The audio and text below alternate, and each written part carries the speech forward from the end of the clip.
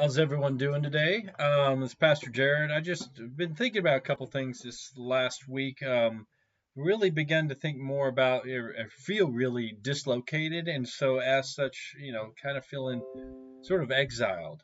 And exiled from the public, exiled from physical interactions with people, actually social interactions where we're face to face talking. And as an extrovert, that's been really difficult. It's been really hard for me. And so I'm really struggling with it. So this is an unprecedented time. I mean, the taxman has been delayed. I can't remember the last time that's happened, if it has in my lifetime, that taxman has been delayed till July. Um, that should cause us all to really think about this and how big a deal this is.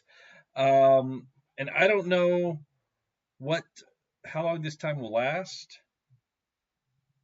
I know that we will not be in social distancing mode in this way forever.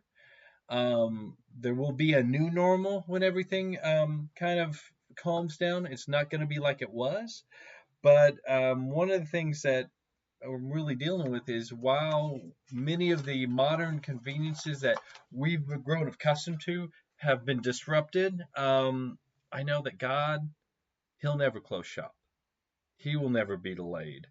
And the COVID-19 crisis is not going to delay his working in my life, in your life, in the world around us. And for me, that's hopeful. And I can hold on to that. The question has been on my mind: how do we, as the church, as followers of Jesus, how do we continue to be a witness to the grace, love, and forgiveness of God?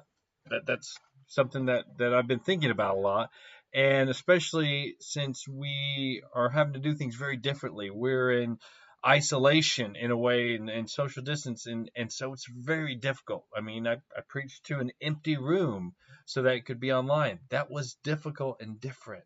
So this is a question I'm not the only one asking, but as I thought about it, I thought about kind of our time in of social exile is what I'm calling it. And I thought about how different things can happen in exile. And really in the history of the people of Israel, we have two different exiles that had two very different results. You had the first exile was the northern kingdom, the kingdom of Israel, 10 of the tribes of Israel.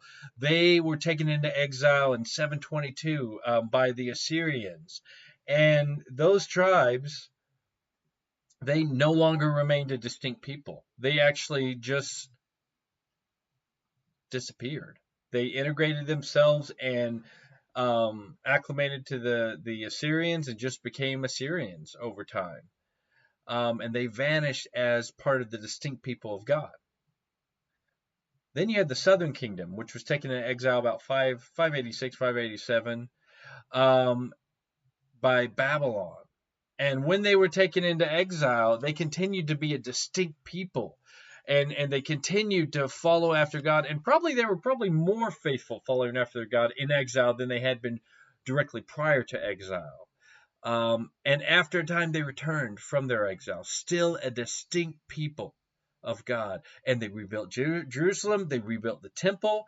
And really, the question is, okay, what was the difference? Well, the southern kingdom survived because they remembered who they were. They remembered that they were God's people, and they kept their identity, but they also grew roots. And so, in their new home and in their new community, in fact, they were told, you need to make gardens, you need to make homes, you need to look to the good of your community.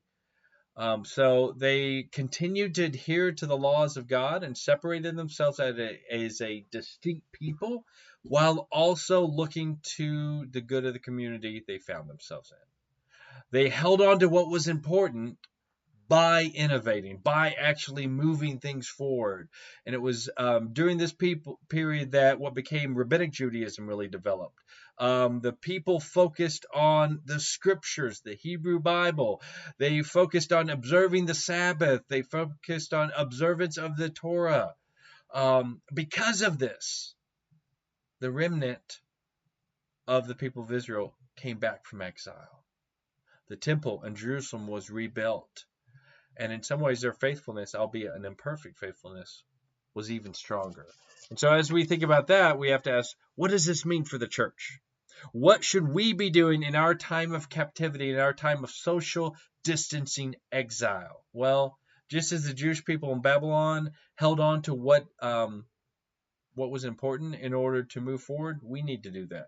We need to hold on to the things that are important and that should propel us forward to innovate and propel us forward to think through what the future looks like.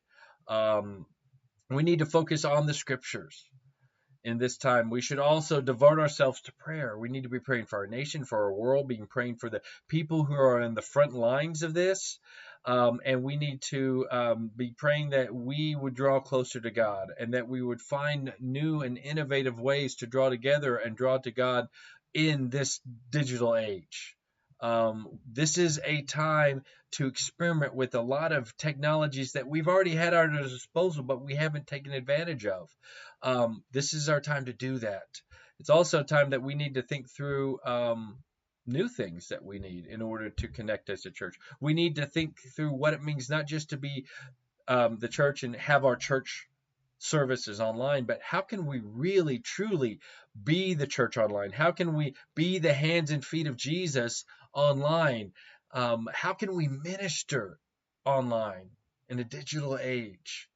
Um, Being in exile does not mean that God's church is powerless, because the same power that raised Christ from the dead is in us through the Holy Spirit. And so this is something we need to live out. May we be a people that, as Jesus followers, who live out the reality that the Holy Spirit, the same power that rose Christ from the dead, is in each of us. Now is the time to be the church. Now is the time to be the church like never before.